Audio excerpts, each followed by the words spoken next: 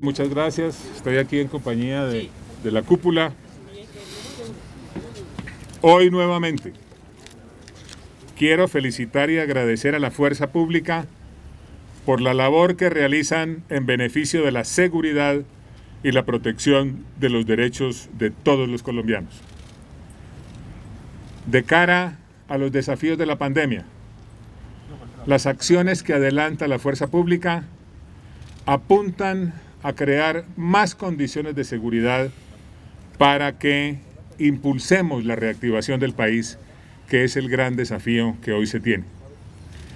Como lo anunció el señor presidente de la República anoche, en una contundente operación de las fuerzas militares y la Policía Nacional, fue neutralizado en zona rural de Novita, en el Chocó, Andrés Felipe Vanegas Londoño, alias Uriel, peligroso criminal y terrorista del ELN.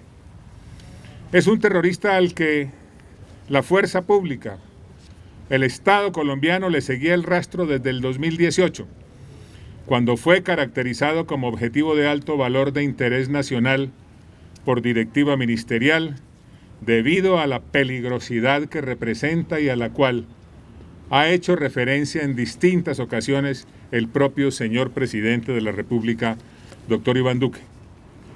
La operación que permitió la neutralización de alias Uriel ha sido sostenida y hace unos meses la inteligencia de la fuerza pública tuvo conocimiento de su posible ubicación. Es importante dar a conocer que por la información que permitió la neutralización de alias Uriel se pagará la recompensa de 500 millones de pesos que se ofrecían. ¿Por qué es tan importante esta acción de la fuerza pública frente al ELN? Estamos hablando de un criminal que tenía como objetivo desestabilizar, deslegitimar la institucionalidad mediante actos de violencia, vandalismo y terrorismo, lo cual llevaba a cabo utilizando, además de armas, además de instrumentos letales, redes sociales como plataforma mediática y propagandística a nivel nacional e internacional para hacer apología al delito, difundir las acciones criminales y desafiar de forma directa al Estado colombiano. Alias Uriel usaba los crímenes más dolorosos, óigase bien, más dolorosos, más aberrantes, para hacerse propaganda sin vergüenza alguna. Se ufanó del asesinato de nuestros 22 héroes de la Policía Nacional en el atentado a la escuela de cadetes e incitó a que este tipo de actos se repitieran. Reconoció el accionar de las redes urbanas del ELN en los sistemáticos y premeditados actos de violencia contra la Policía Nacional en Bogotá los días 9, 10 y 11 de septiembre. Es decir, que este criminal reconoció la participación del ELN en los actos premeditados, masivos, sistemáticos, que tuvieron lugar en aquellos días contra la Policía Nacional, es decir, contra la infraestructura dedicada a la seguridad de los bogotanos. Este criminal entonces reconoció las acciones directas que se tipifican como tentativa de homicidio contra un innumerable número de policías que se encontraban en los CAIs, que se encontraban además en la estación, en las estaciones que también fueron vandalizadas en aquella oportunidad. Defendía además este criminal la renta criminal y asesina del narcotráfico, que ha destruido cientos de hectáreas de la riqueza natural de los colombianos en el Chocó, deforestando y envenenando los afluentes de agua y llevando violencia a las poblaciones. La peligrosidad de alias Uriel estaba en la influencia que pretendía, mediante el uso de medios digitales y trabajo de masas, ejercer para reclutar jóvenes, liderar escuelas de colectivos y formar células urbanas y redes clandestinas de este grupo armado organizado en las ciudades, es decir, de este grupo terrorista en las ciudades. La neutralización de Uriel es un golpe estratégico contra el ELN, contra sus intenciones de desestabilizar las ciudades, las instituciones y sembrar pánico y terror en los colombianos. Este resultado es una demostración más del éxito de la política de defensa y seguridad del presidente Iván Duque, de las capacidades de las fuerzas militares y la Policía Nacional y del profesionalismo y compromiso de nuestros uniformados. Vamos a seguir actuando con toda la fuerza legítima del Estado contra las organizaciones de narcotraficantes, contra los violentos, contra los grupos armados organizados, contra las organizaciones terroristas, porque los colombianos tenemos derecho a vivir y trabajar tranquilos. Cada avance que se tiene en la dirección de crear más condiciones de seguridad estimula la reactivación de cara a los efectos económicos y sociales de la pandemia, que es uno de los más grandes desafíos que enfrenta hoy nuestra nación. Le ofrezco la palabra al señor general Navarro. Gracias.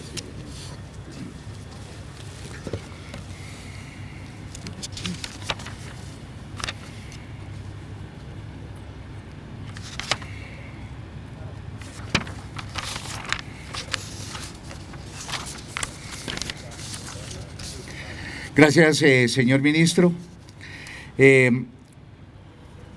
Dada la peligrosidad de este bandido alias Uriel, y que fue determinado como objetivo de alto valor por el gobierno nacional, recibimos nosotros una orden clara, una orden legítima para proceder a la ubicación y neutralización de este sujeto.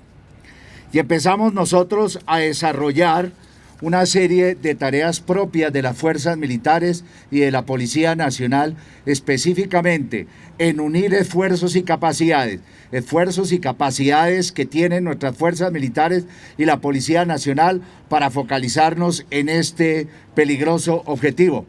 Y es así como lo ordena el señor ministro. Desde finales del 2018 iniciamos un proceso persistente, un proceso constante, un proceso disciplinado para ubicar a este bandido. Esta integración de capacidades nos permitió llegar de manera precisa a la guarida de este objetivo de alto valor, usando las técnicas, tácticas y procedimientos especializados que se requieren en estas operaciones. Fue una operación, como lo manifestamos anteriormente, que requirió de paciencia, de persistencia, para hacerle un seguimiento desde tiempo atrás a este objetivo de alto valor. Fue más de un año sin descanso que lo finiquitamos, con una larga infiltración por la selva chocuana, empleando varios medios y métodos dada la abrupta geografía que encontramos en el litoral pacífico, hasta llegar al campamento donde se encontraba el bandido alias Uriel. Y vale la pena centrarnos en un detalle específico que sabemos que ha sido objeto de una serie de conjeturas. De acuerdo a la información de inteligencia, teníamos claridad de quién estaba en el campamento, con cuántos bandidos estaba el bandido, de cuánto tiempo era que estaba en ese lugar. Y un detalle muy importante es que la inteligencia indicaba de la posible presencia de menores que no hacían parte de este grupo organizado. Es importante este detalle. No hacían parte de este grupo organizado.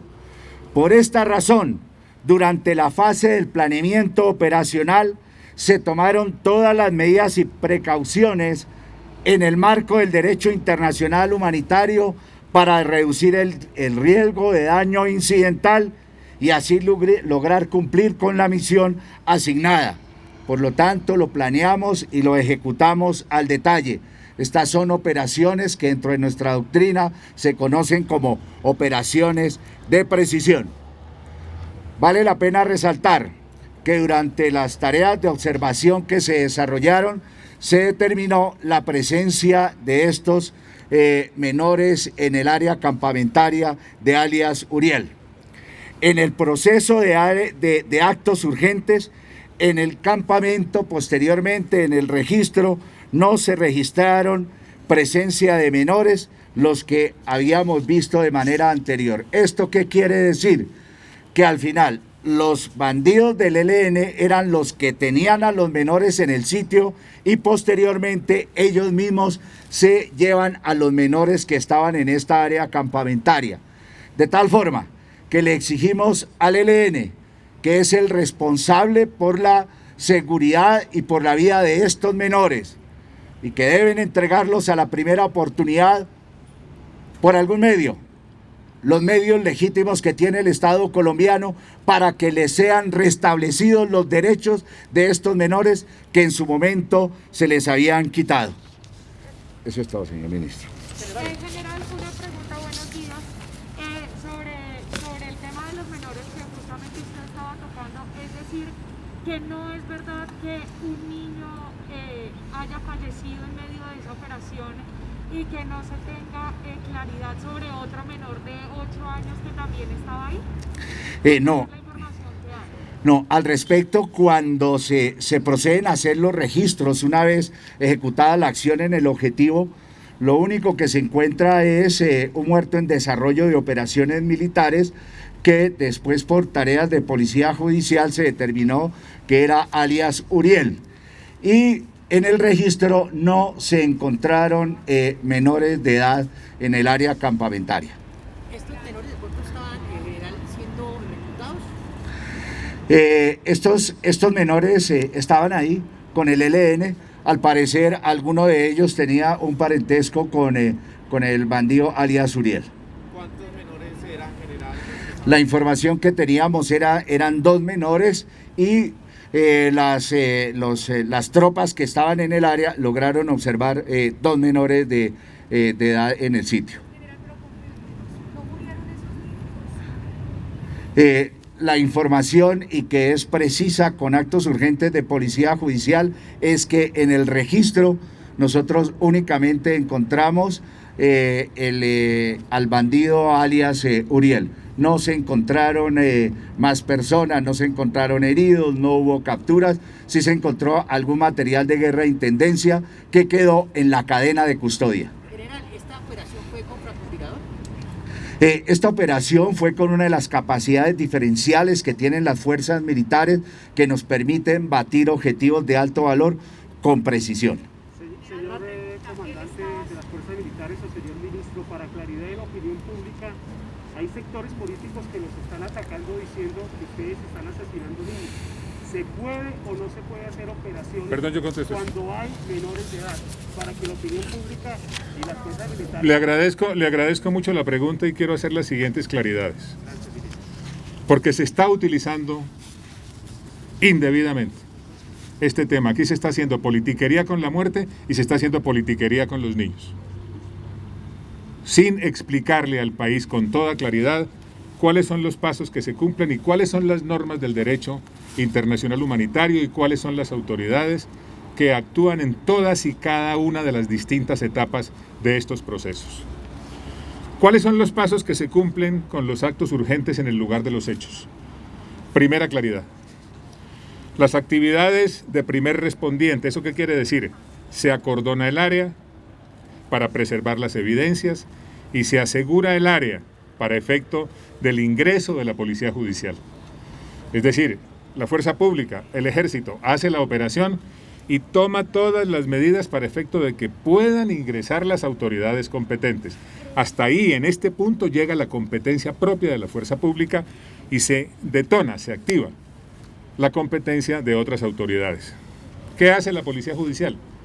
La policía judicial ingresa al lugar de los hechos, recolecta la evidencia física, recolecta los elementos materiales probatorios, armamento, dispositivos electrónicos, mira el asunto relacionado con los cuerpos que se hallan en el lugar y las capturas si es del caso.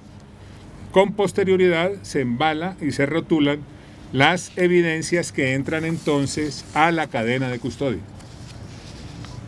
De otro lado, una vez cumplidas estas etapas, se rinde un informe de policía judicial al fiscal que conoce el caso y se deja a disposición todos los elementos hallados para que se aperture una noticia criminal. Se apertura de todas maneras una noticia criminal por las características de los hechos. Y se inicia la etapa de indagación por parte del fiscal que corresponde al caso. Es muy importante que haya claridad de la opinión pública. En la opinión pública, en el sentido de que corresponde a medicina legal determinar las identidades, sexo y edad de los muertos en desarrollo de operaciones militares o capturados.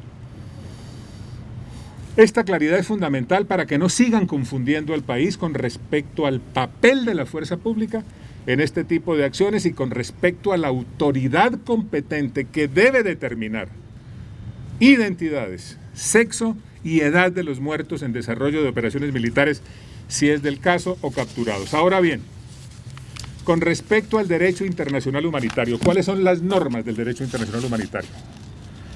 Cuando hay, en primer lugar, el derecho internacional humanitario no menoscaba para nada la capacidad del Estado, la capacidad soberana de los Estados para acudir a su fuerza legítima a fin de garantizar las condiciones de seguridad y convivencia o restaurarlas cuando esas condiciones hayan sido turbadas. Eso lo que quiere decir es que el Estado, bajo las normas del DIH, puede y debe actuar para cumplir con los deberes que le son propios, tanto en desarrollo de normas internacionales como en desarrollo de las normas nacionales. ¿Qué quiere esto decir? Y me refiero no a este caso, sino a todos los casos. ¿Se pueden hacer operaciones militares cuando hay menores? Sí, se pueden hacer. ¿Se pueden hacer en qué condiciones? Se pueden hacer cumpliendo debidamente todos los principios de conducción de las hostilidades.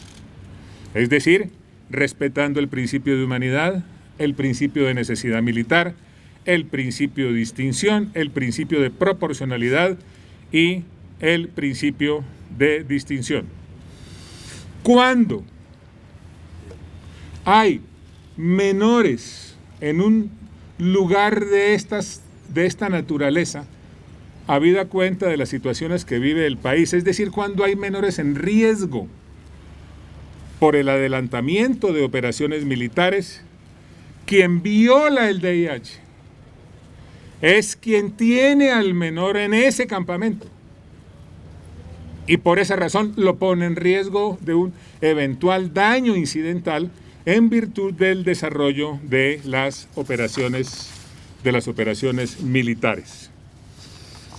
De todas maneras, a la luz de estos principios del DIH, corresponde a las autoridades competentes hipotéticamente analizar conductas individuales y determinar la licitud o ilicitud en las circunstancias concretas para efecto de que haga sus pronunciamientos. Con esto lo que quiero decir es que las operaciones se adelantan dentro del marco del DIH.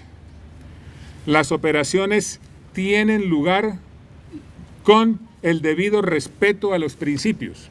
Y además, el papel de la fuerza pública tiene un campo específico de acción, después del cual tienen que empezar su actuación las autoridades competentes para pronunciarse respecto de las condiciones específicas del caso, de las circunstancias de modo, tiempo y lugar, de la eventual causa de la muerte de las personas cuyos cadáveres se encuentren, y adicionalmente de la identificación plena del sexo, por supuesto, y de la edad de los eventuales muertos en desarrollo de operaciones militares. Estamos entonces hablando de una fuerza pública que cumple con su deber, de una fuerza pública que cumple con los principios del DIH, y estamos hablando también de autoridades pertenecientes a otras ramas que cumplen debidamente con las competencias y las funciones que tienen.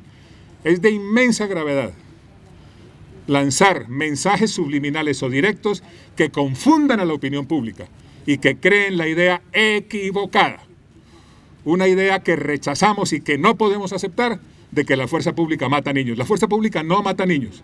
La fuerza pública defiende a los colombianos. La fuerza pública crea condiciones de seguridad. Ministro, Finalmente, alias Uriel sí tenía vínculos con el atentado terrorista en la Escuela General Santander, y cuál era la vinculación con los otros desmanes y las pasadas protestas de 9, 10 y 11 de septiembre. Como se manifestó el día de hoy, alias Uriel directamente no tenía vínculo con el atentado terrorista de la Escuela General Santander, pero sí hacía proselitismo con esta clase de acciones, invitaba no solamente a los integrantes de esta organización criminal, sino a otros a atentar contra la fuerza pública y a reproducir actos lamentables como esto, para acabar materialmente con la vida de jóvenes, de adolescentes y de integrantes de fuerza pública, Policía Nacional, Fuerzas Militares.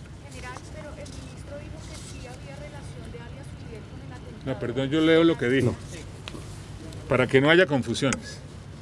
Alias Uriel usaba los crímenes más dolorosos, más aberrantes, para hacerse propaganda sin vergüenza alguna. Eso fue lo que dije. Ministro, qué pena.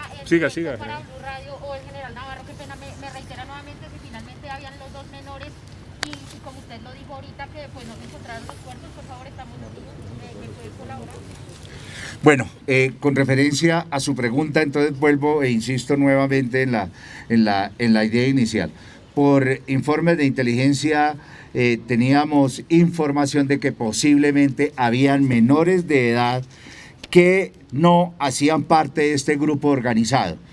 Durante las tareas de observación que hicieron las tropas que estaban en el área, pudieron apreciar que había presencia de menores, pero una vez ejecutada la acción en el objetivo y verificados los registros, no se determinó que hubieran quedado ahí en el área campamentaria los menores. E insisto nuevamente, el ELN fue el que los llevó a ese sitio y el ELN fue el que se los llevó, porque también nuestros hombres pudieron ver cómo el ELN en su vida se llevaron a los menores de edad, y por eso le exigimos al ELN, que tiene la obligación de entregar esos menores de edad a las autoridades competentes. En el área hay personeros, hay inspectores de policía, hay alcaldes, Defensoría del Pueblo, para que se les restablezcan los derechos a estos menores. Y en las tareas de policía judicial únicamente se efectuaron actos urgentes sobre un muerto en desarrollo de operaciones militares, que fue alias Uriel. Muchas gracias. Eso quiere decir entonces que alias Uriel en ese momento estaba solo, porque si es el único muerto, ¿no estaba acompañado de nadie? Tenía un grupo y un esquema de seguridad entre más o menos 12 a 15 bandidos. Esos eran los que estaban, pero el objetivo legítimo era el bandido alias Uriel. Y precisamente hubo una discriminación muy clara y muy concreta del objetivo para evitar daño incidental por la presencia de menores en el sitio. General Navarro, dicen que se va a pagar una recompensa de 500 millones de pesos. ¿Qué fue allí? ¿Sería alguien de su esquema de seguridad que lo entregó? ¿Cuál fue ese punto de quiebre, digamos, para poder llegar a la seguridad? Hagamos un contexto de la situación. Este delincuente lleva una trayectoria criminal de 5 lustros, pero indudablemente en febrero del año 2018 fue la primera vez que él, a través de un trino publicado, llamó la atención absolutamente de todo el país y de las autoridades para fortalecer su persecución. Allí, con este trino, empezó a promover un paro armado en el territorio nacional y comenzó a tratar de multiplicar sus participaciones en redes sociales. Era un experto en el manejo de las redes sociales. Esta carrera criminal también conllevó a que la fuerza pública identificara varios puntos, mínimo 5 puntos, donde posiblemente hacía presencia este delincuente, especialmente en medio del litoral San Juan del departamento del Chocó. Gracias a fuentes humanas, a trabajos técnicos, logramos establecer que este delincuente se movía en 3 municipios especialmente, en Novita, en Condoto y en Ismina, que usualmente tenía 15 integrantes que lo custodiaban directamente, pero que en su periferia contaba con un grupo mayor de seguridad para sus actividades delincuenciales. Usualmente permanecía entre 2 o 3 días en cada una de estas construcciones, y por eso, de acuerdo a los elementos que se encontraron, a las informaciones que se tenían, sabíamos que este fin de semana había arribado al lugar donde se realizó la operación, y usualmente utilizaba las fuentes hídricas para tratar de desplazarse de uno a otro lugar. Fue clave la información que logró obtenerse por parte de algunos estudiantes e integrantes de grupos radicales, principalmente de la ciudad de Bogotá, Medellín y Pereira, afines a la ideología del ELN para poder llegar a este delincuente. De igual manera, conocimos que él recibía jóvenes que lo visitaban para tratar con ellos de formar células urbanas del ELN. Algunas de estas fuentes humanas nos permitieron ubicarlo exactamente en el lugar donde se desarrolló la operación y, por supuesto, se va a pagar una recompensa de 500 millones de pesos a las personas que nos dieron la información. Curiosamente sabíamos, con la información de inteligencia, que usualmente portaba un fusil y 2 pistolas, y como característica especial tenía una pistola color blanco, que le entregaron en el año 2017 de forma personal el delincuente conocido como Pablo Beltrán, con quien mantenía una línea directa de comunicación, y él consideraba esta pistola como uno de sus amuletos más preciados. Además, conocimos que siempre llevaba consigo al menos 5 computadores, con información financiera, con información ideológica de esta organización criminal. Recuerden que este sujeto había cursado 8 semestres de ingeniería electrónica, por lo tanto tenía gran afición por la tecnología, por el mundo de las páginas web y de las redes sociales, y a través de ellas intentaba persuadir a los jóvenes para que se unieran a sus objetivos demenciales. Además, se adjudicaba acciones criminales, como las ocurridas el pasado mes de noviembre del año 2019 y las de septiembre o Ogaño, donde se presentaron los atentados contra CAI y estaciones de policía. Muchas gracias.